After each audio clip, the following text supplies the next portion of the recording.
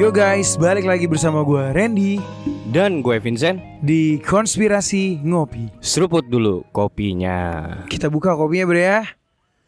Teman ngopi harus denger seruputannya. Tuh. Jadi beatbox ya. Lo setelah menyeruput kopi di Sushi Garden langsung bisa beatbox. Yoi. Gila. Gimana kalau nyeruput kopi di Jacobs? Wah. Langsung bisa ini break dance, bukan lagi Jadi bisa break dance ya. bukan lagi beatbox lagi, break dance. Kira gue lo langsung jadi serigalanya di itu Twilight. Waduh, Waduh. Jacobs ya. Anjir, ternyata itu bre namanya ya. Iya, gue aja Anjir. kaget ternyata itu behind story-nya. Tapi keren sih. Keren. Tapi keren sih Jacob itu. Pada masanya itu emang Twilight tuh juga jadi tontonan gue sih. Benar. Iya. Nah ini Zaman mungkin pacaran ya dulu. pada masa ini Jacob bisa jadi tempat nongkrong teman-teman ngopi. Iya. Yang datang jadi serigala. Jadi serigala. Ya buat teman ngopi yang pada mau datang bisa langsung ke pasar kita Pamulang. Mapsnya udah benar bre. Mapsnya belum bener, masih di review sama Google. kocak. Mungkin karena Google tahu itu powered by Konspirasi Ngopi. Oh Bre. gitu. Google kan musuh. Oh iya. Musuh siapa? Musuh siapa? Bukan musuh Konspirasi Ngopi. Ya elit global. Elit global. Bagian dari elit global. Ya. Oh iya Gitu. iya bisa. Mungkin bisa. kalau pakai Waze ya Wes. bisa mungkin Wes tuh pakai apa sih Waze. Cina ya? Apa Amerika Gua ya? nggak Bukan? tahu gitu. Nggak tahu ya. Ya Gitu coba aja sih. pakai Wes bre. Yes. Bre hari ini kita bahas apaan bre? Hari ini kita mau sotoin kita lirik bahas, iya sotoin lirik. Tapi kita bahas yang rame-rame dulu nih. ya? Rame-rame dulu. Rame-rame What dulu. happens in the world right now ya? Ya Indonesia aja lah yang lokal-lokal aja lah. Indonesia, oke. Indonesia ini yang lagi rame adalah Vina. wah, Vina Itu apa sih, Cirebon. anjing? Vina Cirebon. I- Gua sempet ngikutin apaan sih. Jadi Gua males, ternyata anjing. ada kasus bre. Ya. Kasus pemerkosaan, pemukulan dan pembunuhan pada tahun 2016. Iya. Terus rame lagi sekarang. Unfortunately sampai sekarang belum selesai. Bukannya Pelakunya udah ketangkep belum ya? ketangkep. Yang Eki itu bukannya udah Nah, ketangkap? yang Egi itu apa namanya? Egi itu pacar si Vina yang mati. Itu katanya salah nangkap ya? Nah, gua nggak tahu. Ada Nah, yang bilang salah nangkap anjing. Goblok banget. Tukang apa ya? Tukang es atau Bangunan. apa? Ya, tukang iya, bangunan. si Peggy yang baru ditangkap ini ada tukang bangunan, tapi menurut polisi itu bener. Jadi kita juga sebagai Oh, iya. rakyat awam kita nggak boleh Iya, iya, berspekulasi iya, iya. bahwa itu salah tangkap, bre. Iya. Karena menurut hasil pemeriksaan katanya itu bener. Tapi yang jadi pertanyaan adalah kenapa dari 2016 ke 2024 si tukang bangunan ini susah banget ditangkap nih? Oh itu kan pernah terjadi juga bre. Sebenarnya kasusnya sama kayak di Los Santos. Nah kalau di Los Santos itu karena si yang tersangkut dengan kasus ini itu bintang-bintangnya banyak. Oh, tukang bangunan punya bintang? Bukan polisinya. Oke. Oh gitu.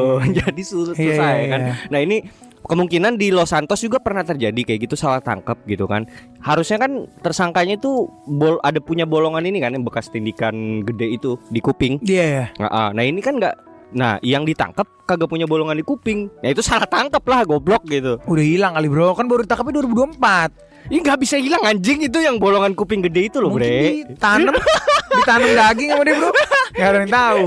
Jadi harusnya kalau ditanam daging jadi Buddha dong. Iya. Panjang gitu. Enggak, gue cuma berpikiran positif aja. Oh, iya. Kan Iya, kita iya. konspirasi ngopi harus selalu positif. Gitu, bro. Nah, Vina no comment lah ya. Iya, Itu iya, biarkan netizen main aja ke Instagramnya Pak Hotman Paris. Pak Hotman Paris selalu membela tuh. Iya. Nggak, karena menurut gue itu juga gorengan sih.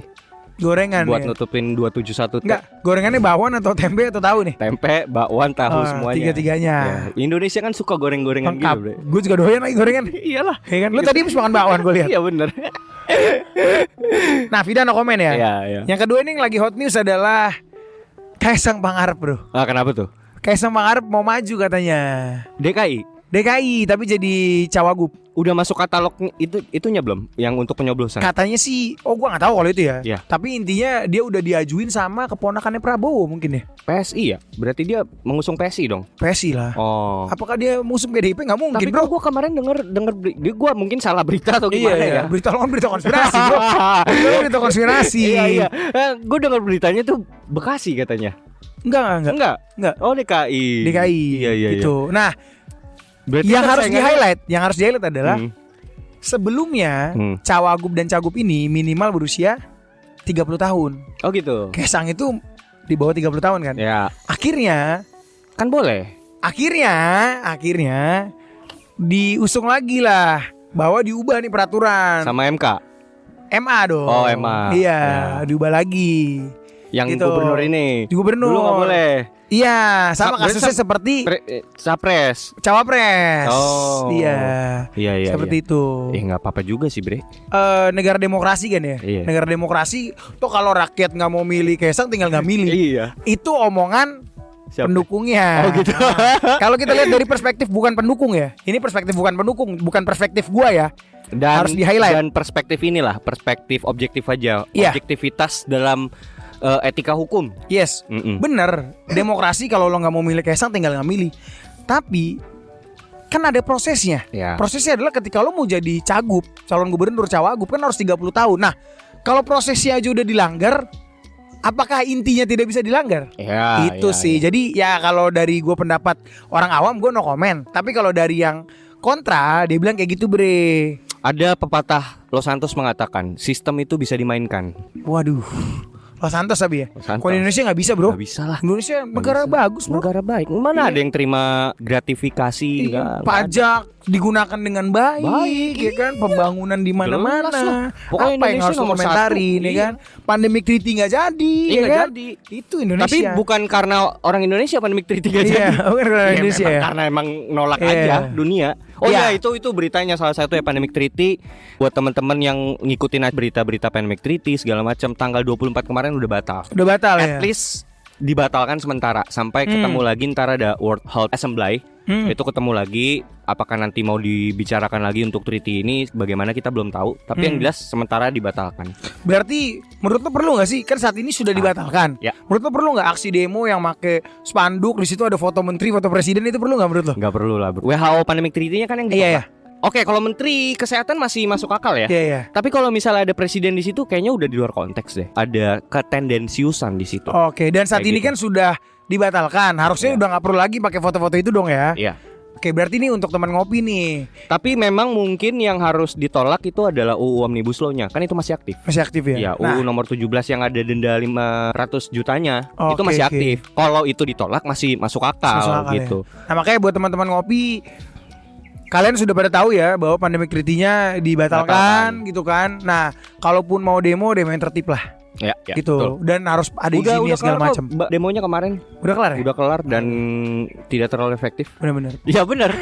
Ya benar. Kita berdemo lewat podcast aja lah. Iya, iya benar. Gitu. Kita menyampaikannya by ini aja lah. Ini salah satu bentuk demo ini, salah Iya, satu iya, bentuk iya. resisten dan rebellion itu lewat podcast juga bisa. Bro. Benar. Iya, ngapain? Benar-benar. Kita ngambil cara cerdas aja lah. cara cerdas. Terus selain ini bre, apalagi bre yang terjadi di Indonesia belakangan ini bro? Oh, ini bre, tapera. Oh iya, sekarang yang lagi highlight itu nanti akan ada tabungan untuk rakyat bre. 3% bisa kebeli rumah. Bisa kebeli rumah Bisa ya. beli rumah. Nah, Lo pertanyaannya tau rumah di mana? di mana? Rumah di akhirat. Enggak, itu bercanda kan? Lah, sekarang gini 3% bro, Iya, gaji iya, lo misalnya iya, UMR. iya, Gaji lo iya, 3%, iya. 3% dari UMR berapa bre? Ya. Taruhlah UMR itu 4.500.000 ya atau 5 juta. Beda-beda lah. Kalau UMR Ya udah, Jogja taruhlah 2 juta lah ya. 4 juta lah Ren. Oke teman-teman, kita buka kalkulator dulu ya. Ya. Kita mari kita berhitung 4.500.000 ya. Dikali 3%. Berarti 135.000 bro. Ya. 135.000 per bulan kali 12. 1.620.000. Ya. Kali masa kerja lo, let's say 20 tahun lah ya. Kali 20. Kekumpul duit 32.400.000 bro. Di 2024 lo mau beli rumah di mana? Rumah apaan 32 Oke, juta ya? kita kali inflasi lah. Kita kali inflasi. Let's say inflasinya 100%. Let's say ya, ini udah gede banget loh. Kali 2 berarti 64 juta bro. 2024 aja udah gak dapet rumah 64 juta. 24 juta. Kalau di tahun nanti lo pensiun 2044 berarti ya, dapat kebeli rumah 64 juta. Rumah di akhirat kuburan bro. 64 Bener gak? juta iya Nanti buat. mungkin lo mau menguburkan diri lo atau nguburin siapa? Oh, mungkin itu di maksud. Kober naik. Oh, itu mungkin maksudnya kurang kali bre. Rumah di mana? Rumah di akhirat. Nah itu dia Gitu kali teman-teman. kayaknya. Jadi maksudnya ketika kalian meninggal, kalian udah tidak buat susah orang. Iya, tapi intinya gini kan, berarti isunya adalah ini kita ditarikin 3% per bulan, mau ya udahlah taruhlah yang bekerja dengan penghasilan UMR. Ini gua nggak tahu ya. Kalau misalnya KTP-nya seniman tuh kayak gimana, gue juga nggak ngerti gitu kan. Terus gimana cara ngukur penghasilan dia per bulan tuh juga gimana kan kayak gitu. Gue juga nggak tahu. Tapi ya udahlah katakanlah kita setiap warga negara Indonesia setiap bulannya dipotongin 3%. Iya. Kayak gitu untuk beli rumah. Benar. Pertanyaan gue lah, kalau yang udah punya rumah gimana, Cok? Nah, tapi kan tadi makanya seharusnya pemerintah kasih statement yang jelas, karena kalau seperti ini kan ngambang, Bre. Ngambang. Maksudnya ini rumah apa 64 juta? Karena yang gue dapat beritanya itu wajib, Bre. Iya dan Iya. gini, 64 juta rumah apa, Bro? Gue aja sekarang lagi nyari-nyari rumah, let's say harga rumah udah 400 juta, Iya, 700 juta, iya. 1M gitu Iya. kan. Iya. Gue juga gak tahu tuh 64 juta rumah di pedalaman mana. Atau mungkin 64 juta sih saya ditambahin. Wah. Dari tabungan yang udah kekumpul itu, Sangat dari amat mulia itu. nasional. Ya bagus sih kalau kayak gitu. Cuman maksudnya kan harus diperjelas juga. Dan ini juga runningnya, gue nggak tahu ya. Beritanya simpang siur. Kemarin terakhir itu katanya udah running atau akan running sebulan 2 bulan kemudian. Tapi katanya ada yang bilang itu diterapkan 2027. 2027 ya. 2027. Ya karena ini masih simpang siur dan masih bisa ada perubahan. Mungkin teman ngopi yang tahu gitu ya. Memang ada teman ngopi juga orang pemerintahan, bisa komen lah. Jadi kita masyarakat umum kita bisa tahu sebenarnya tapera itu seperti apa gitu loh. Karena kalau detail seperti ini, aduh, simpang siur ya. pusing. Tapi at the end sih yang gue lihat ini cuman buat minjem duit rakyatnya buat diputerin, Ren. Nah itu dia kan, maksudnya daripada ngutang ke Ya, Cina, iya dong. daripada ngutang Iya. ke Amerika, Yang mending gue ngutang sama warga negara gue sendiri. ngutangnya ke rakyat, ya kan? Iya. Kalau rakyatnya kaya nggak apa-apa, Iya. rakyatnya miskin diutangin, mampus.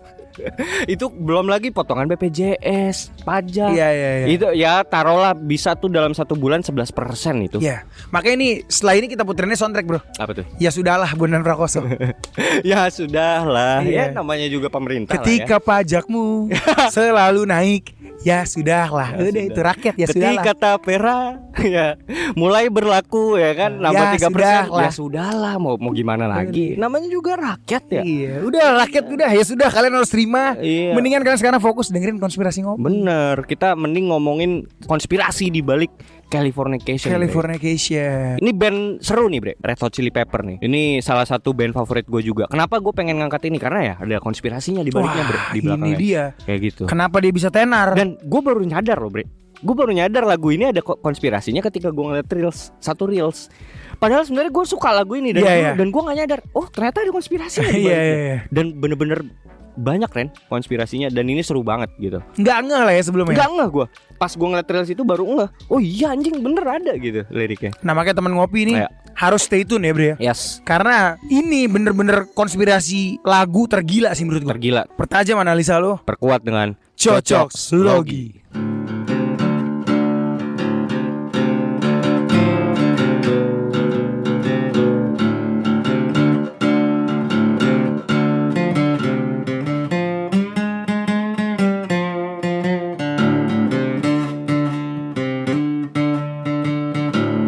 Nah kali ini kita akan bahas sotoin lirik, Bre. Kan kita udah lama nih nggak pernah nge-record sotoin lirik lagi nih, Bre. Red Hot Chili Peppers ini kan Yes. band favorit lo, Bre. Salah Selain satu. Oasis kan. Yes, betul. Selain Oasis ini adalah band favorit lo.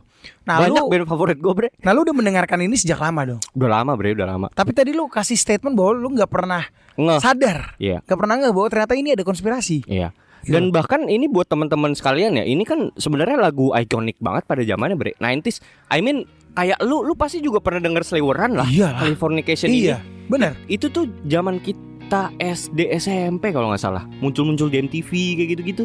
Iya kan? Benar. Dan ini memang benar-benar catchy banget sih. Menurut gue ini salah satu lagu tersuksesnya Red Hot Chili Peppers sih. Bisa dibilang top one-nya lah lagu ini gitu. Kayak gitu. Dan ternyata ada konspirasi di balik itu. Ada. Apakah lagu ini bisa terkenal karena konspirasi itu? Enggak juga kalau gue Enggak bisa juga? bilang. Iya. Jadi bukan karena nada-nada iblis, nada-nada setan. No, enggak. Kalau Bukan menurut ya? gue memang karena lagunya catchy dan gini loh. Ketika itu memang feel-nya itu adalah psychedelic funk. Itu dicampur sama rock gitu. Rock yang ala-ala kayak Audioslave kayak gitu-gitu. Itu emang lagi laku kan. Dan ada feel grunge-nya. Dan emang gue bisa bilang 4 orang ini emang jenius. Oke. Gitu. Salah satunya Flea, si basisnya itu, wah jenius. Jadi menurut lo alirannya mereka pada saat itu tuh emang psychedelic, masuk aja. Psychedelic funk. psychedelic funk. Funk. Iya. Kayak gitu. Bukan Kristen progresif. Beda, Itu mah bukan genre agama, cuy. Oh itu genre agama ya. Ada progresif ya. Ada. Gue di musik doang Ntar kita progresif. bahas ya, seru juga Iya, itu iya. Kristen progresif tuh. Bahasnya sini sama ini pendeta Christopher Tavieru ntar. Seperti Vieru. Ya, udah dem-deman kita. Mantap. Christopher ditunggu ya. Ya. Nah, Bre, sejarah singkat, Bre. Californication. Yes, Californication ini adalah lagu yang sangat populer, dirilis oleh band Red Hot Chili Peppers pada tahun 1999. Lagu ini adalah bagian dari album mereka yang berjudul Californication juga. Nah, lagu ini menjadi salah satu lagu paling terkenal dan ikonik dari band tersebut. Nah, dari segi musik, elemen rock alternatif dan psychedelic funk yang kuat membungkus lagu ini dengan sangat apik, ditambah dengan barisan vokal khas Anthony Kiedis, yaitu gaya bernyanyinya yang semi-rap. Jadi walaupun dia nyanyi tapi kayak ada rap, Kayak ada rapnya ya. kayak ada rapnya Iya. gitu. Keren sih, gue demen banget gitu. Sebenarnya kalau suara mah bre nggak bagus, B aja. B aja B suaranya aja. Anthony Kiedis, tapi ciri khasnya dia itu sangat apa ya? Kayak misalnya Liam Gallagher itu Iya. kan ada ciri khasnya sendiri itu. Benar-benar. Ciri khas dia itu yang nggak bisa di copy paste sama orang gitu. Nah, Oke. itu yang bikin menarik sih kayak Iya. gitu. Nah, ini sejak dirilis Hmm. Californication itu telah menjadi salah satu lagu paling dikenal Iya. dan dicintai oleh penggemar Red Hot Chili Peppers, bre. Serta menjadi salah satu lagu yang paling sering diputar di stasiun radio, Wow. acara musik pada saat itu MTV ya. MTV. Lagu ini adalah salah satu hits terbesar Red Hot Chili Peppers. Memuncak pada, wah ini angkanya gokil juga sih, 69. Chart 69 ya. Iya, di Iya, tangga iya, lagu iya. Billboard Hot 100 dan nomor 1 di tangga lagu modern dan mainstream rock menurut Flea. Flea ini basisnya. Flea. Oh ya, Flea disebut ya. Menurut Flea. Californication adalah rekaman terbaik yang pernah dibuat Red Hot Chili Peppers. Setuju lagi gua. Setuju loh ya? Setuju. Dari semua lagu-lagu yang gua pernah dengerin, emang ini yang paling, ini tuh kayak ini, kayak Don't Look Back in Anger-nya Oasis. Masterpiece. Masterpiece-nya ini Masterpiece ya? lagunya. Paling catchy aja udah.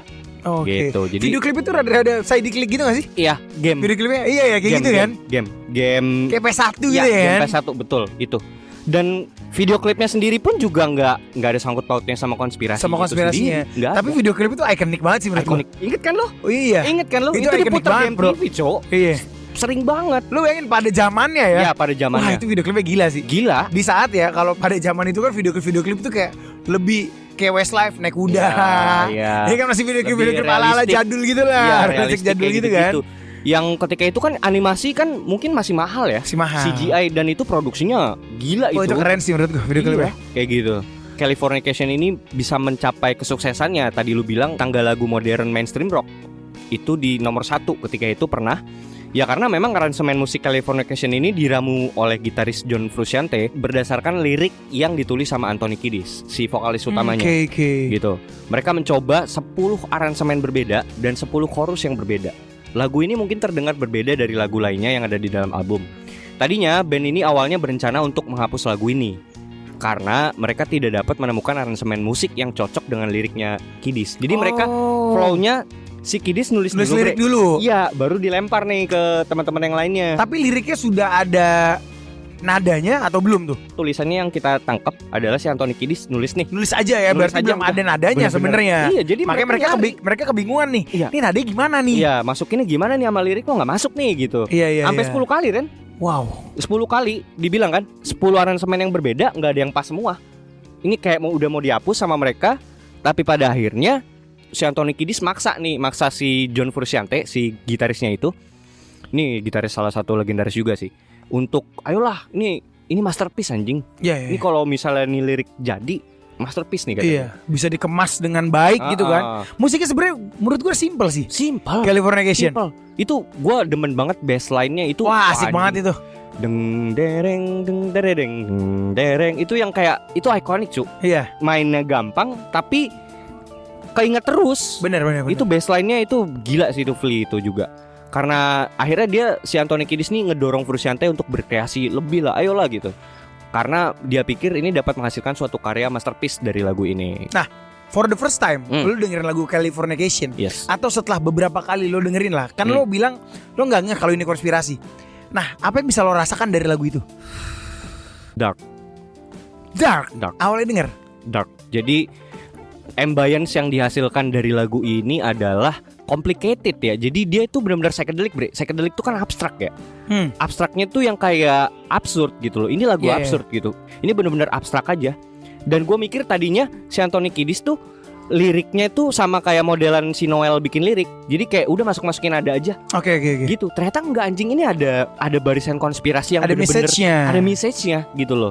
Dan ternyata memang pas disusun dari beberapa lirik ini gila, ini tuh barisan konspirasi semua, Cuk. Iya. Konspirasi dunia, konspirasi Amerika gitu loh. Gue malah pertama kali denger lagu ini dan beberapa kali denger lagu ini, Iya. gue nggak really into the lyrics gitu loh. Karena kan Iya. jadi gue juga cuman nge-in sama nada. Nama nadanya. Iya. Nada itu menurut gue ya Catchy. fun banget. Kalau gue tuh dengernya kayak wah, kayak di saat lo lagi mau happy, lo denger lagu ini lo tambah happy gitu loh. Kalau di ref mungkin iya, mood yang dihasilkan Dream of Californication. Itu kan semangat ya, Bener. boosting ya. Tapi kalau pas udah masuk ke verse, nah itu tuh kontras, Bre. Di verse ding dereng ding dereng ding dereng itu dark anjing. Jadi kayak there is a mysterious thing Iya. inside the verse gitu. Nah mungkin yang lo tangkep dark kan. Kalau gue nangkepnya tetap enak anjing. Maksud gue, gue nangkepnya kayak wah ini lagu bener-bener buat gue ngebuka hari pas banget sih gitu. Ya. Jadi kayak kalau gue mau ngebuka hari, gue mau kerja atau gue mau main game, tapi Ya. ternyata ketika gue juga nonton rilis itu, wah anjing sih, gitu loh. Gokil parah. Gitu sih. Langsung masuk nih, brother. Yes, langsung kita masuk, Bre. Nah ini kita langsung masuk ke dalam into the lyrics ya. Jadi apa sih yang mau dicoba dijelaskan sama Anthony Kiedis di dalamnya? Secara lirik, Californication ini menggambarkan gambaran yang kompleks tentang isu yang terjadi di Amerika. Tentang isu yang terjadi di Amerika, terutama di Hollywood dan Los Angeles. Jadi senternya itu adalah California, Hollywood California. and Los Angeles gitu loh. Sebagai pusat manufaktur pop kultur dunia. Kayak gitu. Nah, mungkin kenapa gue bisa bilang tadi dark, karena memang ada beberapa dark side of California atau dark side of Hollywood yang coba digaungkan di sini. Jadi yang gue tangkap tuh cuman dark side of Hollywoodnya itu doang, Bre. Gue nggak ngambil dari segi konspirasinya. I Jadi see. walaupun nadanya seperti itu, tapi dari liriknya sendiri pun itu udah ngangkat si dark side-nya itu loh gitu loh. Iya, paham. Ya, jadi dikatakan juga liriknya ini kaya akan metafora dan gambaran tentang budaya California, khususnya Hollywood dan dampaknya pada masyarakat dunia terhadap pop kultur gitu. Lagu ini menyingkapkan sisi tergelap di balik kilau gemerlap hingar-bingar Hollywood, mencerminkan kritik terhadap obsesi dan kekayaan, ketenaran, dan konsumerisme serta kerusakan yang ditimbulkan terhadap lingkungan dan nilai-nilai sosial yang terjadi di pop kulturnya Amerika. Kayak gitu. Lagu ini juga mengeksplorasi tema-tema seperti kehilangan identitas pribadi dan perjuangan melawan tekanan budaya untuk mencapai kesuksesan material.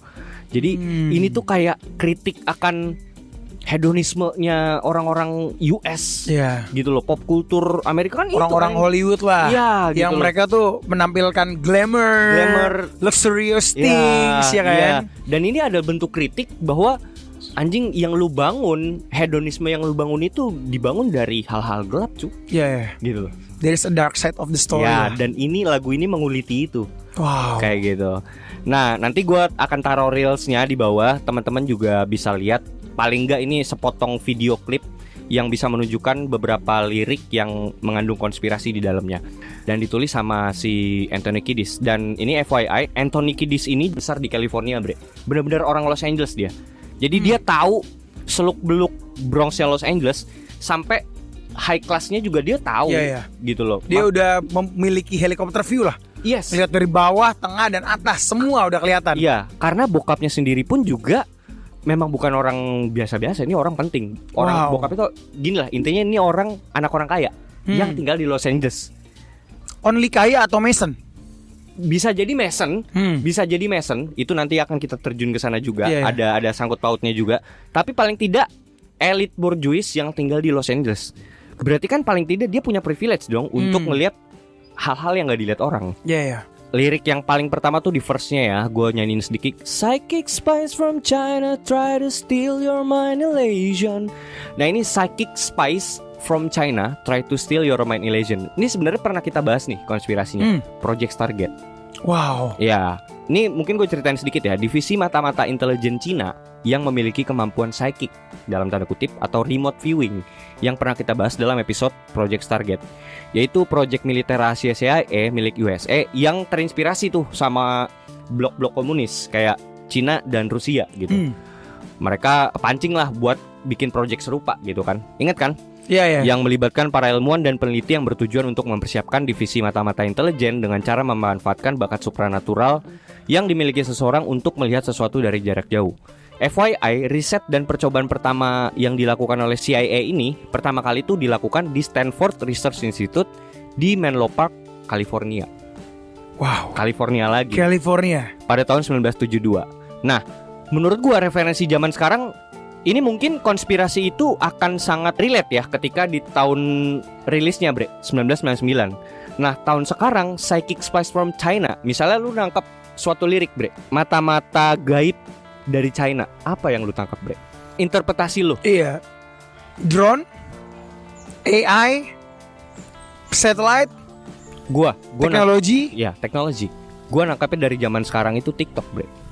Oke. Jadi mereka ngambil informasi untuk kepentingan China dari TikTok kayak gitu, dan itu digunakan untuk senjata dong. Iya. Informasi itu kan sangat penting. Informasi itu kan like anything lah. Informasi itu seperti kebiasaan hidupnya orang US, dan kebiasaan mereka hidup bisa breakdown lagi tuh. Kebiasaan mereka makan, kebiasaan mereka bangun pagi. Kan itu banyak yang buat kayak Day in My Life, Get Ready With Me. Nah, kebiasaan-kebiasaan itu yang akan digunakan si yang punya TikTok Betul. sebagai sumber informasi mereka. Oh, Betul. orang US tuh sukanya ini, gua kasih ini ya.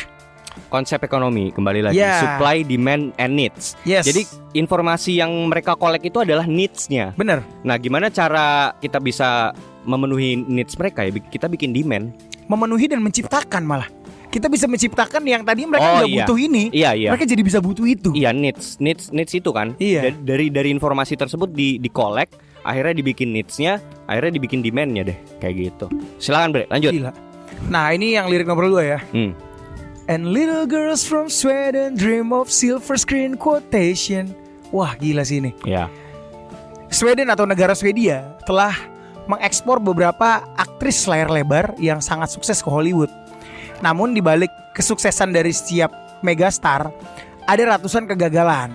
Lirik ini tuh paralel berhubungan dengan lirik hardcore soft porn di dalam lagu yang merupakan The Dark Side of Hollywood, di mana banyak dari gadis-gadis Swedia yang memimpikan kutipan layar perak atau silver screen quotation malah berakhir dengan pekerjaan hardcore soft porn star, di mana yang diinginkan agen bakat hanyalah tubuh yang cantik dan bukan talenta, Bre. Wah, ini terjadi banget, Bre. It happens ya. It happens. It really fucking happens ya. Fucking happen in the Hollywood kan. I mean gini. Jadi sebenarnya yang mau dibangun di sini adalah kan banyak tuh orang-orang wanita-wanita Swedia yang pasti tontonannya juga MTV, tontonannya juga ya kita bisa bilang lah pop kultur dunia tuh dibentuk sama Amerika gitu. Yes, correct. Dan tontonan kita sehari-hari tuh pasti udah western gitu kan. Benar. Californication, that's why it's called Californication kan, menurut Anthony Kiedis gitu. Nah, wanita-wanita Swedia ini itu kena racunnya dari Californication. Anjing, gue pengen lagi jadi artis Hollywood gitu. Datanglah mereka ke sana, jeder jadi pornstar anjing. Gitu.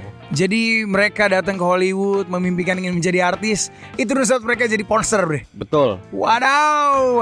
Dan karena kan gini, yang mereka tuh kemakannya sama, oke lah, ada satu yang berhasil, tapi kan ada ribuan yang jadi nggak sesuai dengan ekspektasinya gitu. Benar. Like Hollywood Dreams, American Dreams, ya kan? Kita gak usah jauh-jauh deh, Panji anjing. Dia kemakan mimpinya kan. Dan itu selalu dinaungkan tuh. Dinaungkan American tuh Dream. apa? Iya. American Dream tuh dari tahun 60-an, 70-an itu Iya. selalu digaungkan. Iya. What's the dream of American menurut lo? Hedonism, jadi kekayaan yang gak ada batas. Maksud like lagu siapa tuh, Alicia Keys sama Jay-Z, In New York. Tapi mereka selalu menggaungkannya freedom, kebebasan. Oh. Ya mungkin dengan mereka mendapatkan keglamoran itu mereka merasa bebas. At the end mereka masuk dalam perangkap. So that's the real American Dream. Jadi yang kita dapat adalah perangkap di balik American Dream tersebut ya. Yes man. Banyak artis Hollywood yang sorry to say Ya, Michael Jackson hancur lah. hidupnya. Michael Jackson. Oke, Michael Jackson mungkin orang-orang yang tahu, orang-orang zaman kita dan orang-orang di bawah Ya, kita ya. ya. Anak-anak sekarang kalau tahu Justin Bieber. Justin Bieber, bro. Makan tuh American Dream ya. Yes. Lagunya Lonely lah. Silakan ya. breakdown sendiri lah Ya. teman-teman ngopi. Ya. Lo dengerin, lo baca liriknya, pahami, lo lihat dia nyanyi, lo akan rasain kehampaan itu, bro. Ya. Gitu. Jadi yang dibangun narasinya tentang dream, ternyata orang-orang sudah mencapai dream itu ternyata bukan, itu cuma perangkap aja. Kayak Yes. gitu. Oke. Lanjut, bre. Lanjut. Nanti ini akan ada hubungannya juga, Bre, dengan lirik yang hardcore soft porn tadi. Iya. Gitu ya. Dan Oke. bahkan di situ ada lirik juga kan. Yes. And if you want this kind of dreams, Yes. it's Californication. Fuck American Dream. Ya, it's fucking Californication. Jadi bisa dibilang tuh Anthony Kiedis tuh kayak abstraknya ya. Dia ngebahas di dalam lirik ini Californication itu virus, bre. Spreading through the world gitu loh. Jadi maksud lo American Dream itu virus? Virus yang ngebuat orang tergila-gila dan kecanduan akan hal itu. Mereka ingin merealisasikannya, tapi ternyata pada akhirnya tidak tercapai. Ada yang mati, bunuh diri, atau ketika ada yang mencapai itu, ternyata mereka ngelihat, oh kok hidup gue nggak fulfill ya, gitu loh. Jadi it's fucking fake, bre. Fakeness yang dibentuk dari narasi gitu loh. Si Anthony Kiedis tuh mau ngomong itu, gitu. Ngerikan. Ya sekali lagi dia itu bisa dibilang orang yang berada di kelas atas lah, dimana bokapnya juga orang kaya kan. Jadi dia tahu anjing ini fakeness yang dijual gitu loh, gitu. Oke, lanjut ya.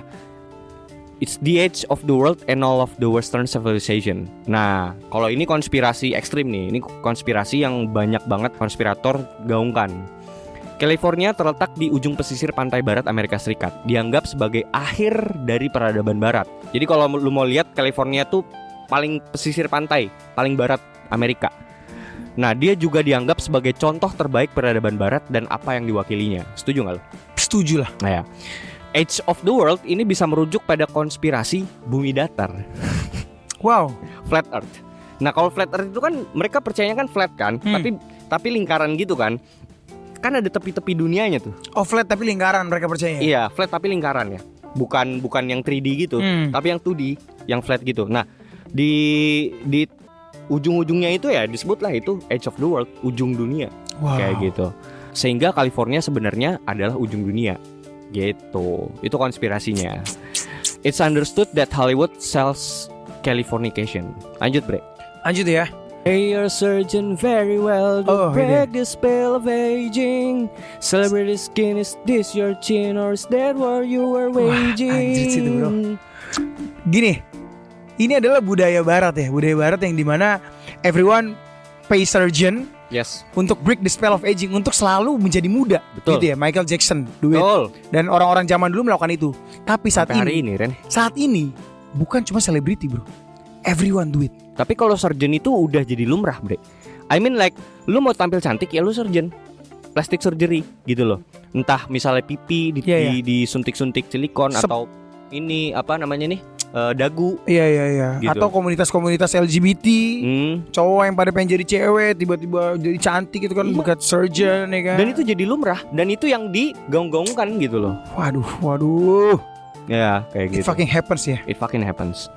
Oke, lanjut. Firstborn unicorn, hardcore soft porn. Ini sebelum mau masuk ke dalam rap. Nah, di 2 baris lirik ini cuma terdiri dari 3 kata gitu. Tapi sangat dalam meaningnya. Lirik ini mengacu pada playmate atau model majalah Playboy dan aktris Dorothy Stratton, yang memang merupakan anak pertama di keluarganya dan ditulis dalam novel The Killing of the Unicorn. Jadi Firstborn Unicorn itu merujuk kepada Dorothy Stratton ini, bre. Oke. Nah, ceritanya Stratton itu dibunuh oleh suaminya Paul Snider, sehingga dia dipandang sebagai simbol seseorang yang meninggal karena menjalani gaya hidup California. Like this is cuman wanita remaja yang kemakan impian Californication, impian Dream of America ini. Ketika dia sudah mencapai itu, dia membayarnya dengan kematian gitu. Wow. Dan ini dia model majalah Playboy, bre. Kayak Si gitu. Dorothy ini. Nah, sedangkan lirik hardcore soft porn ini juga bisa merujuk langsung pada Dorothy Stratton dan cara dia meninggal. Hardcore mengacu pada cara dia meninggal dan soft porn karena foto TKP yang sangat nggak etis lah gitu. Dia meninggal tuh dia ditembak dengan shotgun dalam keadaan telanjang pada saat kematiannya. Nah, foto-foto TKP itu dianggap sebagai soft porn hardcore gitu. Jadi kayak gore seks gore gitu. Wah, gila. Yes. Kayak gitu. Jadi ini tuh bener-bener menggambarkan kehidupan glamor yang begitu luar biasa yang terjadi di US, tapi di baliknya itu ya kekejaman ini yang terjadi gitu loh. Gitu. Gue gak ngerti ya kan, let's say icon pop star like Marilyn Monroe. Iya, dia juga meninggal. Kan berakhir meninggal ya kan. Ya, dengan sadis. Banyak spekulasi Kennedy family lah. Atau ada juga yang bilang obat-obatan. Dia terlepas dari segala konspirasi ya, harusnya everyone notice ya, melihat bahwa ketika lu udah mencapai titik di mana mimpi Amerika Popularitas, itu, ya ya. kan, mimpi Amerika seperti popularitas, glamour, harta segala macam lo raih, di situ nggak ada apa-apa, Ya, dan at the end lo ngerasa dunia ini nggak ada artinya dan yes, end up mati, mati. gitu loh. Dan kenapa hal ini tapi masih menjadi daya pikat? Ya, nah sorry gue tambahin. Sedangkan dia untuk mencapai kesuksesan itu, tingkat level status itu, bre, orang yang ingin menuju ke situ itu menjual segalanya, bahkan menjual soulnya kan. Ya. Soulnya loh. Kalau cuman sekedar badan oke lah gitu Ren. Tapi kalau udah ngomong soul, it's a devil thing. Ya kan? Ya, sure. Dan itu terjadi, bre, gitu loh. Iya kan? Jadi kayak orang tuh udah semuanya gue keluarin, tapi pas gue nyampe di posisi itu, anjing nggak ada apa-apa. Gitu loh. Dan mereka akan nge-guiding orang lebih banyak untuk berada di perangkap itu. Ngeri loh. Dan itu yang tadi lo sampaikan tuh ada di lirik yang And by me star on the boulevard is Californication. Yes. Ya kan, jadi para aktor dan musisi Ya. yang bercita-cita sangat tinggi nih untuk mencapai American Dream-nya mereka. Jadi Betul. tujuannya mereka, let's say lu berasal dari Inggris, lu berasal dari Indonesia, tujuan lu Hollywood gitu kan. Ya. At the end mereka bersedia membayar Apapun gitu kan untuk bisa berada, untuk menjadi seorang bintang di Hollywood. Dan itu terlihat jelas, bre, bahwa hal itu sepertinya tidak layak untuk dikejar. Karena at the end yang lo dapetin apa sih, bre? Cuman bintang, anjing. Bintang, lu tau gak sih apa sih Yang di namanya? jalanan itu tuh Hollywood Boulevard itu kan ada bintang, ada star, ada nama lu lah ditulis ada itu. nama lu, ada Jackie Chan, ada Michael Jackson. I mean, ya udah nama lu ditulis itu apa pengakuan itu yang lu mau apa gitu. Dan lu menjual semuamu. Ini bukan hanya harta lo, Ren. Lu menjual diri lu menjual jiwa lu berjibaku dengan segala apapun yang lu punya, lu mengorbankan semuanya untuk mendapatkan itu. Wow. Dan is it worth it? Gitu loh. Sadly ya. Ya. Sadly tuh hal ini tuh terjadi bukan cuma di Hollywood at the end. At the end kan saat ini yang besar itu salah satu yang terbesar. Kita bisa ngomong dan kita harus mengakui K-pop industry itu gila, bro. Itu sangat gila lah. Mereka perkembangannya masif, bahkan orang US pun menggilai mereka, gitu kan.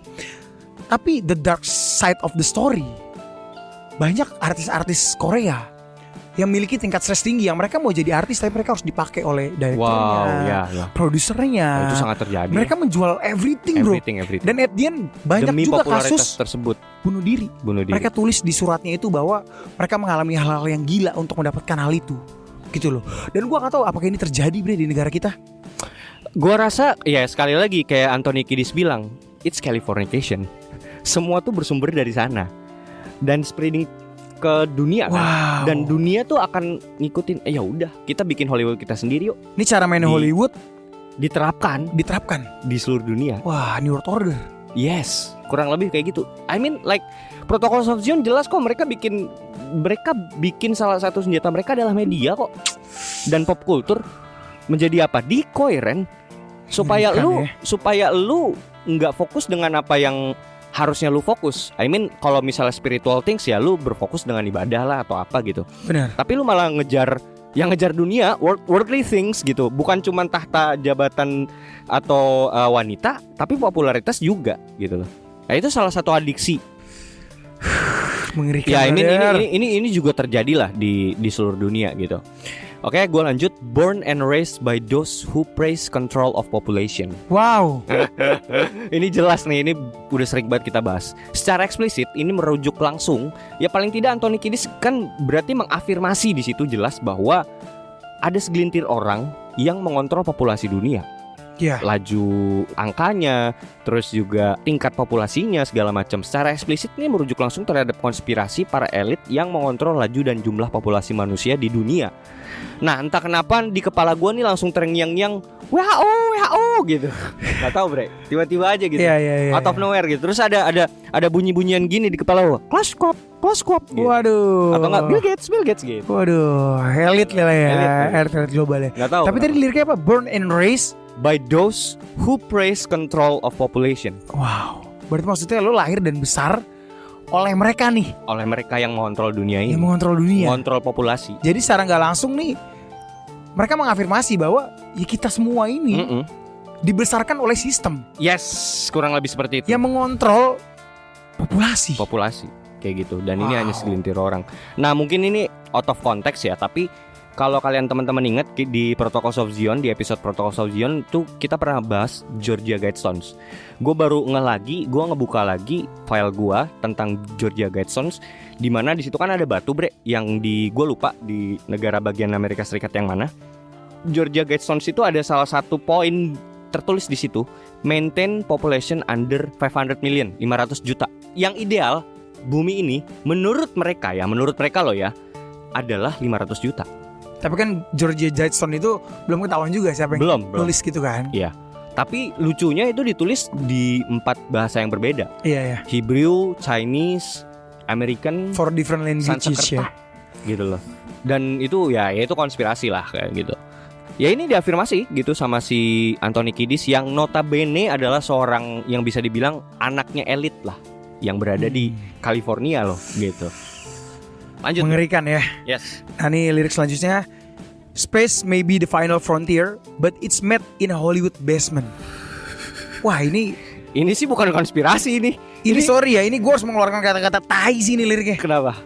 Space may be the final frontier, but it's made in a Hollywood basement. Gimana tuh maksudnya bre? Loh, ya ini teori konspirasi yang dikatakan bahwa Amerika Serikat itu tidak benar-benar pernah pergi ke luar angkasa. Itu tai kan? Tai.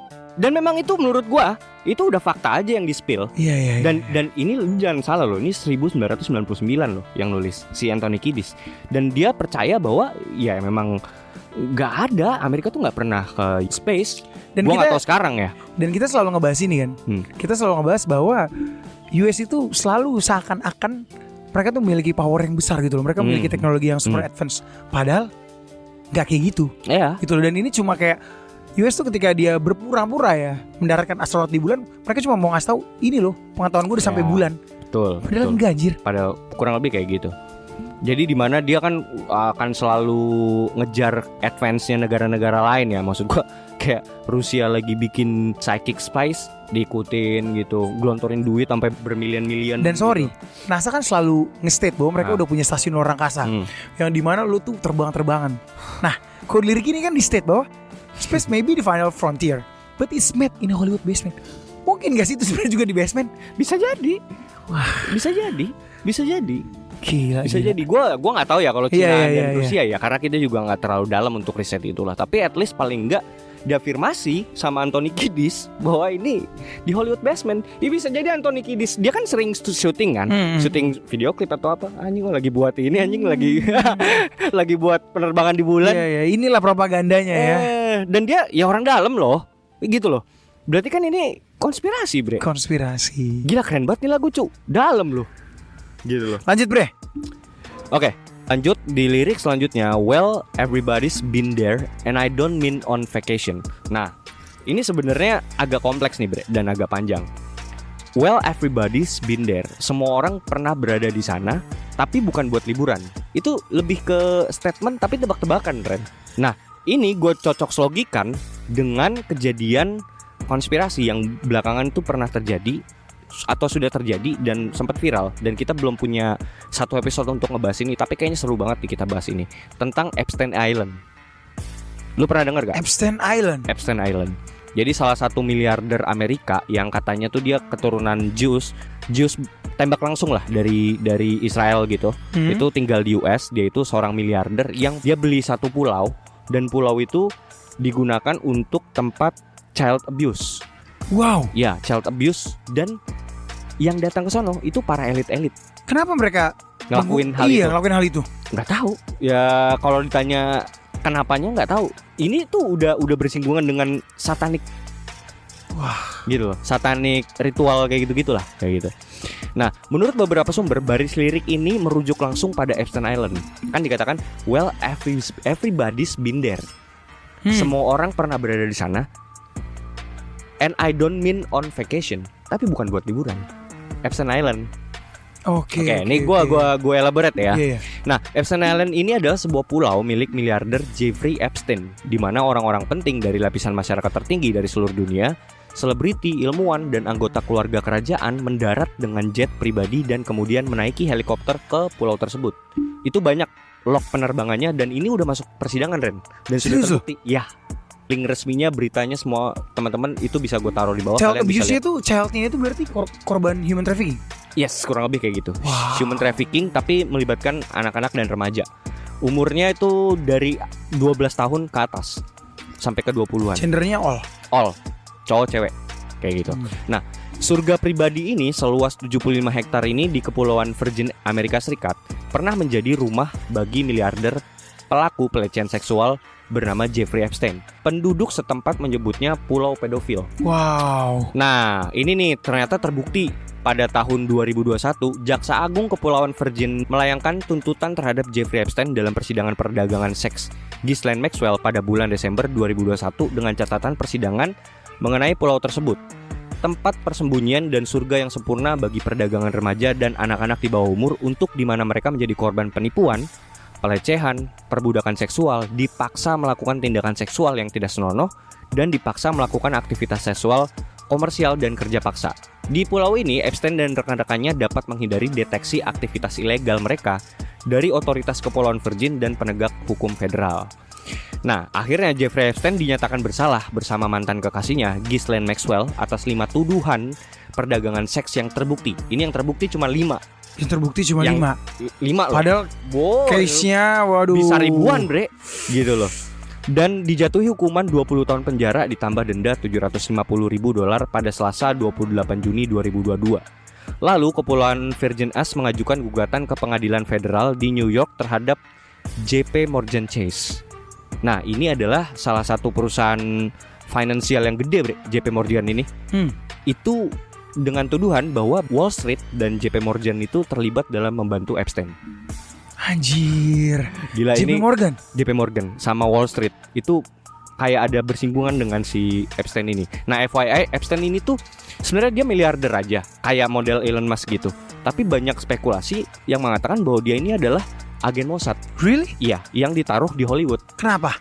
Ya nggak tahu tugasnya apa dari si Mossad, tapi yang jelas si Epstein ini ditaruh di sana. Kalau menurut gue ya, dari sudut pandang gue, dia ditaruh di situ emang untuk ngedistort Los Angeles saja gitu. Untuk Enggak, I mean, is there any proof gitu loh? kalau proof nggak, ini konspirasi kayak Oke, gitu. Cuman oke. lebih ke ini dia isunya dikatakan dia itu adalah agen Mossad Agen Mossad. kayak gitu. Nah, lalu pada tanggal 10 Agustus pukul 6.30, Epstein ditemukan bunuh diri di penjara federal Metropolitan Correctional Center New York.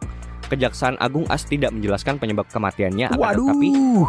The New York Times dan media lainnya melaporkan Epstein gantung diri. Waduh. Kayak gitu. Nah, menurut beberapa teori dikatakan bahwa Jeffrey Epstein adalah anggota intelijen Israel Mossad yang tadi gue bilang, dan diutus untuk menjalankan tugasnya di Amerika. Misinya nggak jelas, nggak tahu tuh buat apa kayak gitu. Ya mungkin memang as a badan intelijen ya collect information aja di US gitu. Dan udah nggak kepake, yaudah Ya matiin. iya bisa jadi. Atau mungkin dia punya suatu kode etik integritas tertentu di mana dia udah ketahuan atau apa ya dia bunuh diri. Gitu. Bisa jadi gitu. Nih, ini yang menarik. Berikut daftar list nama-nama besar yang dilaporkan pernah berkunjung dan bertamu ke Epstein Island. 1. Fisikawan teoritis Stephen Hawking. Stephen Hawking. Pernah ke sono. Ada fotonya, ntar gue kasih lihat fotonya buat teman-teman, linknya di bawah. Peraih Nobel Lawrence Krauss. Komedian Chris Tucker. Anjir. Nah, owner Victoria's Secret Les Wexner. Model Naomi Campbell. Mantan ajudan Tony Blair, Lord Peter Mandelson. Pangeran Andrew dari Inggris. Dan ini udah benar-benar ketahuan basah, Ren. Itu lognya jelas. Bahkan si Pangeran Andrew pun juga udah pernah diinterview, ditanyain lu ngapain di sono gitu. Yang jelas-jelas bagi penduduk lokal itu disebut sebagai pulau pedofil. Anjir. Tapi penduduk lokal juga nggak bisa berbuat apa-apa lah ya. Iya mereka dibayar cu. Iya. Sama si ini siapa namanya? Sama si Epstein dibayar gitu loh buat kerja di situ. Leonardo DiCaprio, Wow. Michael Jackson. Bentar, pantes Leonardo DiCaprio tuh cari pacar selalu cewek-cewek muda. Cewek kok udah umur 21 tahun diputusin sama dia, bro. Oh iya, Iya. serius? Lu cek aja di Google. Jadi ceweknya tuh selalu muda. Ntar udah tuan dikit putus, cari muda lagi, tuan dikit Iya, putus. tapi I mean sebelum gue lanjut ya, George Lucas ini direktur film Star Wars, aktor Bruce Willis, Cameron Diaz. Terus juga pernah dikabarkan Bill Clinton, dikabarkan juga pernah menjadi tamunya, meski ia menyangkal pernah ke sana. Padahal ada lognya kan. Jadi gini bre, helikopter itu landing dan take off tuh kan ada lock. Iya, iya. Di lock itu ada namanya. Presiden. Bill Clinton. Ada lagi Donald Trump. Dilaporkan terbang dengan salah satu jet pribadi Epstein, David Copperfield. Itu pernah, bahkan disebut-sebut pernah melamar supermodel Claudia Schiffer di sana. Dan masih banyak lagi nama-nama lainnya. Menurut lu mereka ngapain di sana? Ini udah kayak ini ya. Kalau gue lihat udah kayak film apa namanya itu, Gladiator Roma, bro. Apa tuh? Jadi kayak ini pulau, Aha. lu nggak tahu nih isinya. Dan itu di luar ini ya, bukan di luar yurisdiksi, tapi udah nggak kedetek aja mereka ngapain di Iya, sana. makanya Abstain kan, Abstain Island sebutnya Epstein kan. Island, dan itu properti pribadi loh, Ren. Iya. Si pulau itu gitu loh. Iya, dia gini. Di mana orang-orang kaya udah mencapai level kesenangan yang udah luar biasa. Kesenangan itu jadi makin gila, bro. Ya. Nah, di Abstain Island itu lu nggak tahu tuh, either itu seperti yang terjadi di Roma, binatang fighting with orang, atau di situ ngelihat anak kecil ngapain, lu nggak tahu gitu loh. Jadi dan itu kesenangan pribadi yang udah nggak, udah beyond, udah nggak masuk akal. Udah aneh. Dan menurut gua bahkan ya, Bre, itu bukan cuman child abuse doang ya. Bahkan menurut gua kayak animal abuse itu bisa jadi, Bre. Like itu tuh udah beyond, Bre. Orang-orang ini you fuck with animals gitu ya. Like crazy. Ini tuh udah urusannya tuh udah ritual satanik, I think ya, gitu loh. Minum darah anak kecil bisa jadi. I mean like misalnya abduction yang terjadi, korban yang pelaku pelecehan yang berada di sana, anak-anak kecil itu udah hilang aja. Jadi emang udah dianggap missing person. Gitu.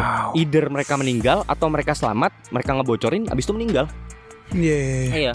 Dan karena lawannya terlalu berat ya. Buset, bre, itu urusannya udah sama orang-orang kayak Prince Andrew, anjir. Prince Andrew from Britania Raya, Bill Clinton, terus Donald Trump gitu loh. Itu gila sih, bre. Ini tuh udah sangkut pautnya tuh udah sekte. Menurut gua ya, konspirasi bodoh gua ya, ini aja tempat having fun Illuminati gitu. Ya kan? Happy ya ngapain lah. Iya, ritualnya mereka lah ya. Atau apapun lah. Ya doing anything lah. Doing anything lah. Tanpa supervisi pemerintah gitu. Dan itu terbukti lah bahwa orang-orang yang pernah datang sana pasti related Illuminati. Yes, kayak gitu. Mengerikan, brother. Mengerikan. Lanjut, bre. Kita lanjut ya. Ini mungkin yang terakhir ya. Ya. Number 10 ya. Destruction leads to a very rough road, but it also breeds creation. Oke. Wah, ini gue bisa menginterpretasikannya terhadap banyak hal nih. Kayak salah satu contoh kecilnya COVID lah. Oke. COVID itu kan Destruction kan. Yes. Kayak mematikan banyak umat manusia. Betul. Tapi dibilang menghidupkan alam. Iya kan? Iya. Menghidupkan ya hewan-hewan, alam dan sebagainya lah. Maintain balance. Iya, maintain balance. Oke. Dan apakah ini buatan? Berarti kan kalau di sini dikasih statement gitu kan, bahwa ya bencana-bencana alam seperti earthquake, anything lah, itu bisa jadi dibuat deh untuk menstabilkan dunia ini. Berarti dikatakan konspirasinya, bahkan manipulasi bencana alam itu bisa terjadi karena suatu teknologi tertentu gitu lo bilang. Iya, dan lucunya adalah gue ngikutin One Piece ya. Yes. Gue ngikutin One Piece. Saat ini udah mulai memasuki masa akhir nih. Oh ya. Iya, gitu. tapi mungkin masih jauh, tapi udah mulai ke inti cerita di mana One Piece itu apa gitu loh. Lucunya adalah One Piece ini menceritakan tentang banjir bandang. Oh ya. Banjir bandang yang terjadi 800 tahun lalu. Iya. Oh iya. Di abad kekosongan. Dan itu disebabkan oleh manipulasi cuaca. Wow. Anjing gak lo? Anjing ya? Oh, udah anjing tuh. Udah nih, jangan ya udah. Manipulasi cuaca ini. itu diakibatkan oleh senjata kuno disebutnya. Dan perang itu belum berakhir. Jadi nih lucunya adalah memang at the end dibilang lah, ada salah satu dokter namanya Dokter Vegapunk, dia ngomong nanti dunia akan tenggelam. Dia bilang rencananya dunia akan tenggelam. Jadi dengan masa air naik berapa meter, itu dunia akan tenggelam. Dan dulu udah pernah terjadi seperti itu. Dan sekarang akan terjadi lagi seperti itu. Ya, itu akibat manipulasi cuaca itu, Cok. Iya. Dan ini mungkin kalau sangkut pautnya sama mitologi suku Maya. Suku Maya, mereka kan percaya bahwa siklus banjir bandang ini terjadi 3.600 tahun sekali. Dan ini udah siklus ke-6. Kayak gitu loh. Itu sama, Ren. Dan ini manipulasi cuacanya itu maksudnya apa, Bre? Teknologi kah, senjata kah, atau apa sih? Iya, teknologi dan senjata. Iya, teknologi. Jadi kayak senjata ini bisa menyebabkan kerusakan, gempa dan sebagainya, yang membuat masa air itu jadi naik, Bro. Oh, ini gue tahu nih. Ini pernah gue baca nih. Ada satu project rahasia US Intelligence dan sangkut pautnya dengan militer intelligence lah. Di US itu ada namanya proyek HARP. Ya, Sebuah proyek teknologi untuk memodifikasi cuaca. spellingnya HAARP. Betul. HARP. HARP. Cara kerjanya kurang lebih ini mungkin gambaran gobloknya ya. Dia memanipulasi cuaca agar si cuaca tersebut tuh mempengaruhi lempengan bumi atau suhu lah segala macam. Jadi membuat retakan. Nah, dari retakan itu akan membuat tidal waves. Ya, gelombang Ombak. Gelombang tsunami tuh. Ya, kayak gitu. Jadi bahkan bisa dibilang gelombang tsunami pun sekalipun itu juga bisa direkayasa. Wow. Di zaman ini ya menurut gua Iya, iya. it's fucking possible I think. Fucking possible. Fucking possible. Fucking possible gitu loh. Ya sekarang hujan asam aja bisa gitu loh. Ya ini ada hubungannya sama chemtrails bla bla bla kayak gitu sih. Gitu, Bre. Jadi menurut lo, Bre, Hmm. lagu ini kan menceritakan segala macam konspirasi. Yes. Dia orang dalam atau bukan? Bisa jadi Anthony Kiddisnya adalah orang dalam, which is dia ini paling tidak menunjukkan indikasi bahwa dia adalah seorang Freemason atau Satan worshipper. Jadi ada satu video, nanti gua kasih lihat ke teman-teman. Anthony Kiddis ini dapat award music Global music gitu ya. Red Hot Chili Pepper. Naiklah mereka kan ke panggung kan, berempat ini. Ntar ada videonya teman-teman bisa lihat. Dia bilang, "First thanks to Satan." I'd like to, first of all, I'd like to thank Satan. I'd like to thank Louis Armstrong. I'd like to thank Neil Young. I'd like to thank the Rollins Band. I'd like to thank Bob Marley. I'd like to thank the Marx Brothers. I'd like to thank Salvador Dali. I'd like to thank Louis Buñuel. I'd like to thank Miles Davis. I'd like to thank the Parliament Funkadelic. And I'd like to thank you too. I'd like to, first of all, I'd like to thank Satan. Orang mah kan thanks to Jesus ya. Ini thanks to Satan. Fuck. Iya. Lo salah mengidolakan orang berarti, bro. Saya kan mengidolakan karyanya. Saya Itu bukan karya Satan, bro. Itu karya Satan berarti. Saya tidak mengidolakan orangnya. Iya, tapi itu karya Satan dong Nah, berarti. gue bermain objektif aja di sini gitu. Iya, lu bilang itu salah atau apapun, tapi gue mengidolakan karyanya sih. Jadi gue harus memisahkan karya dan orangnya. Tapi ini ya, kalau di dalamnya ada blasphemy itu salah. Jadi lu harus lihat karyanya dulu gitu loh. Karena karya sama orangnya menurut gue harus dipisahkan juga. Sama kayak halnya gini lah. Misalnya kayak Hindia, kita kan pernah bahas. Iya. Kayak Hindia, misalnya dia punya lagu Rumah ke Rumah. Apakah kita harus benci lagu itu? Ya enggak lah. Iya iya kan. Kita bisa suka sama karyanya tanpa kita suka sama orangnya. Oh, Gitu. tapi kalau dia membuat statement setting gitu ya. Ya, Oh, gua akan lu jauh meninggalkan. Ya nggak apa-apa. Gitu loh. Which is nggak apa-apa juga.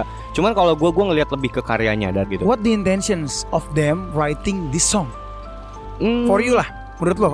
yang niatnya mereka apa sih? Californication Iya. ini, mereka kan suka ya dengan bermain dengan spoiler dan trailer. Mereka suka nge-spill sesuatu yang sebenarnya ini sedang kami lakukan loh gitu. Oke. Ya, jadi paling tidak ini dia sedang memberitahu dunia lewat lagu ini ya. Paling tidak Californication ini bahwa ini loh yang kami lakukan. Itu kan sama kayak game-game Resident Evil atau yang ditulis sama si Oda segala macam. Ya ini hal-hal yang terjadi yang sebenarnya kalian tidak sadari gitu. Enggak, ini berarti dengan kata lain, lo kasih statement bahwa ini titipan. Titipan atau bukan, tapi setidaknya dia memberi spoiler apa yang sedang terjadi. Entah itu titipan atau bukan ya. Kayak gitu. Oke. Karena menurut gua, kalau menurut gua sendiri si ini siapa namanya, si Anthony Kiddis ini, atau mungkin bisa jadi iya sih bre. Karena I mean like kalau dia bilang thanks to Satan berarti dia cuman puppet. Iya, karena gini bro, Ya ya. banyak ya, banyak musisi-musisi yang dia bilang ini lagu buatan gua. Ya. Padahal bukan. Nah, Padahal iya, they iya. buy it. Ada yang beli, ada juga yang memang Dititip. dititip. Iya, Itu. iya. Jadi kalau gua akan mempertanyakan lagi nih, loh, kalau memang dia bisa berstatement seperti itu dan lirik ini menspoil apa yang akan terjadi, kayaknya dia tidak sehebat itu. Kecuali memang dia bagian di dalamnya dan levelnya udah tinggi ya. Bisa jadi udah lo bawain lagu ini ya. Ya. Lo bawain lagu ini, lo akan gaining all the famous. Atau gini, dengan cara gini Ren, kalau untuk secara struktur musik atau segala macamnya, mungkin dari nih Ya, kita ngomong konspirasinya.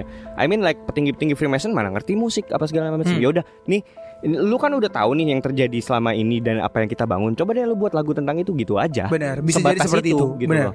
Jadi kalau untuk struktur musik atau segala macam ya itu keahliannya si Anthony Kiddis. Dia hanya ngebawa beberapa isu yang memang sedang terjadi aja terus dilagukan. Kayak gitu sih. Nah terus yang bisa membuat indikasinya dia ini sebagai seorang Freemason atau Satan worshipper, salah satunya kan tadi satanic worshipper ini dikatakan bahwa dia adalah penyembah setan gitu kan, which is dia bilang thanks to Satan tadi dia bilang.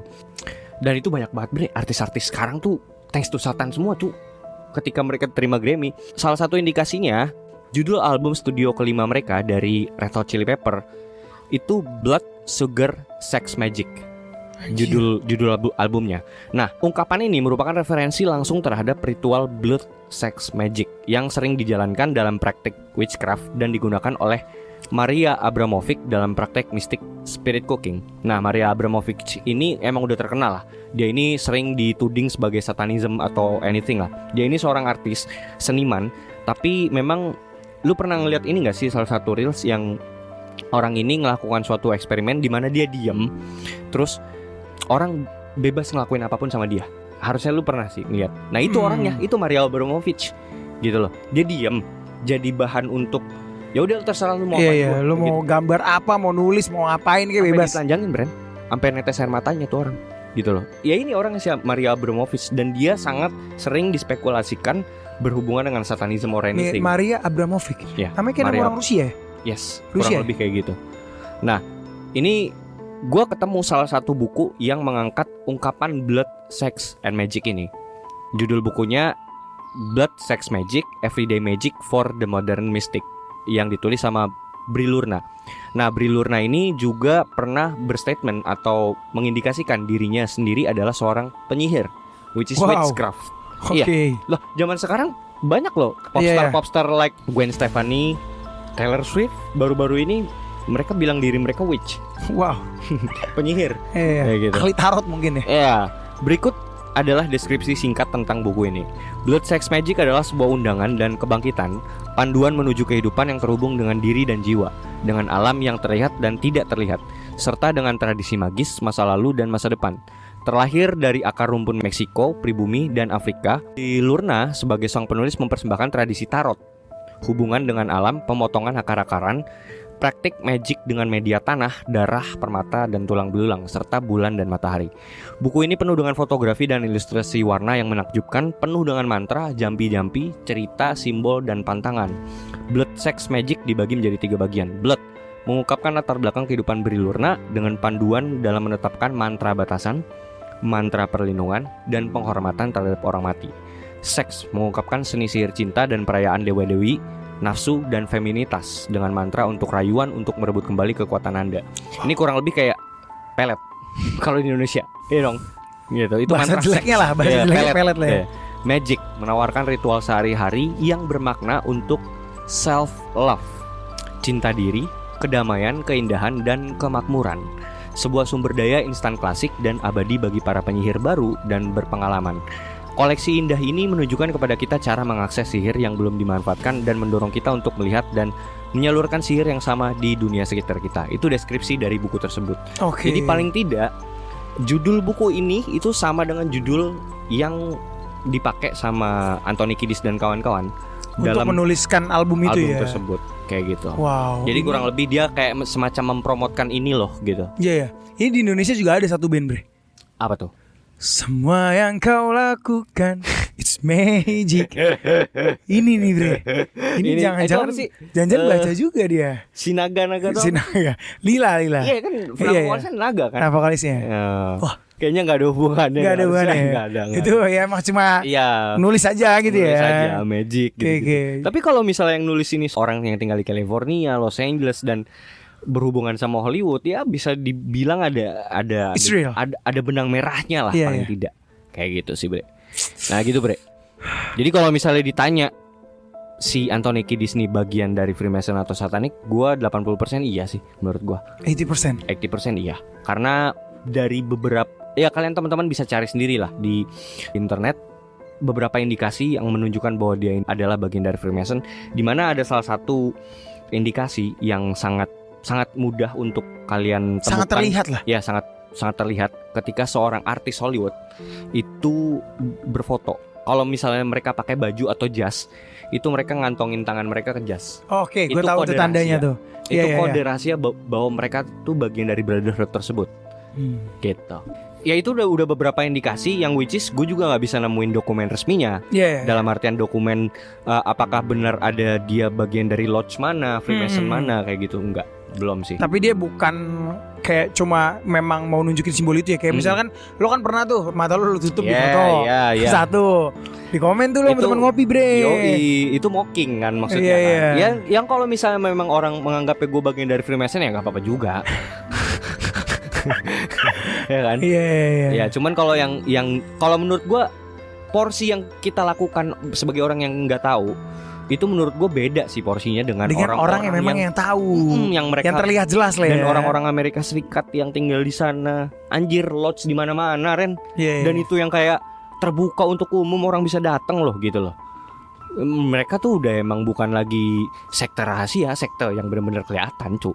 Lah Instagram officialnya aja ada cu. Bener-bener. Iya gitu loh. Tuh lambang Ulti Nolan. Tahu lo Ulti Nolan siapa? Iya itulah yang sekte kripto kan. Anjir, sekte kripto. Timothy ya kan katanya logonya begitulah. Ya itulah bre. Maksudnya zaman sekarang tuh tipu daya setan tuh begitu kuat sih. Luar biasa parah. Kayak di semua bagian kan kalau kayak pop culture itu sebenarnya udah kena banget tuh. Pop culture yang tadi kita bilang bahwa ya at the end mereka menjalankan di world order. Apa yang dilakukan di Hollywood itu dilakukan di hampir setiap negara bro. Setiap negara ya kan? Tinggal mereka kesehatan aja nih. Pandemic treaty gitu kan. Makanya kita bersyukur kita punya Pak Dharma, ya kan yang mau berjuang gitu kan? Dan menolak ya. Yang menolak. Yang which is sekarang sih udah batal. Tinggal ini doang nih kan kalau misalnya pohonnya itu pandemic treaty-nya, buahnya omnibus law-nya nih. Omnibus law-nya nih masih aktif nih gitu. Nah nggak tahu nih DPR nih enggak sama kayak gitu-gituan. Ya gitu. semoga aja Pak Dharma bener-bener bergerak oleh karena hatinya gitu ya. Tapi gue lebih berharap sama pemangku jabatan yang ada sekarang sih bre. I mean like yang bisa benar-benar efektif. Ya presiden sekarang Pak Prabowo harus, kalau harapan gue sih semoga beliau aware lah sama yang gini-gini. Pelantikannya kapan sih? Aduh gue nggak tahu lagi. Gue nggak ngerti. November ya? Gue juga nggak tahu lagi dilantik apa. Tapi intinya semoga, kan maksud gue ini gembar-gembor. I mean like timnya Pak Prabowo kan masih, masa sih nggak ada yang nggak sama hal kayak ginian gitu kan. Nah semoga beliau juga aware sama hal itu. Benar, gitu loh. Benar semoga lah ya. Iya, dan kayak Omnibus Law itu dicabut gitu loh. Nggak lucu bre tiba-tiba pandemi terus kita gara-gara ada tetangga yang nggak kita laporin kita denda 500 juta. Kocak Ren. Tapi gue gitu punya optimisme sendiri sih kepada Prabowo. Karena kalau gue lihat Pak Prabowo sendiri sih kayaknya bukan orang yang bisa disetir siapapun sih. Sepertinya dia punya mentalitas seorang, punya prinsip TNI itu. Prinsip gitu TNI ya. Iya. Ya semoga lah. Dia kalau pesan sih cuman itu sih harapannya. Iya, dan pesan gue untuk teman-teman ngopi sih lebih bijaksana ya dalam menyaring segala informasi gitu ya. Karena sekarang Satan strap itu, perangkap setan tuh udah di mana-mana bro. Jadi kayak lebih ya kalau lo Muslim lo baca Al-Qur'an, lo sholat, kalau lo Kristen lo baca Alkitab, lo ke gereja, dan lebih menguatkan iman terhadap Tuhan aja. Karena kita udah memasuki zaman-zaman akhir gitu. Betul, zaman-zaman akhir di mana disinformasi itu udah lumrah cu. Kita nggak bisa bener-bener percaya satu media. Benar. Dan lu tuh harus bener-bener bisa punya kemampuan untuk menentukan yang mana yang benar dan yang salah gitu loh. Maksud gue zaman sekarang berita media besar itu udah nggak punya validitas yang benar-benar bisa dipertaruhkan gitu loh. Lu benar-benar, maksud gue itu bisa aja dibayar. Berita itu titipan bre. Iya. Kita pernah ngebahas juga kan. Iya. Apalagi dan ini udah masuk ranah Indonesia loh, lokal loh, nasional loh. Iya. Anjir serem banget cu gitu. Udah ngalah-ngalahin media-media CNN. Ya kan? Gitu loh. Ya hati-hati sih. Hati-hati banget sekarang, informasi itu sangat hati-hati gitu. Sampai saat ini sih untung aja media seperti Konspirasi Ngopi belum bisa dibeli. Belum. Karena belum ada yang bayar. Untuk saat ini. Enggak, tapi guys, semoga kita masih tetap menjalankan prinsip itu ya. Berpegang dengan integritas, which is kita kembali lagi ke Tuhan sih, Bre. Ya, kayak gitu sih. Konspirasi Ngopi, seruput dulu kopinya.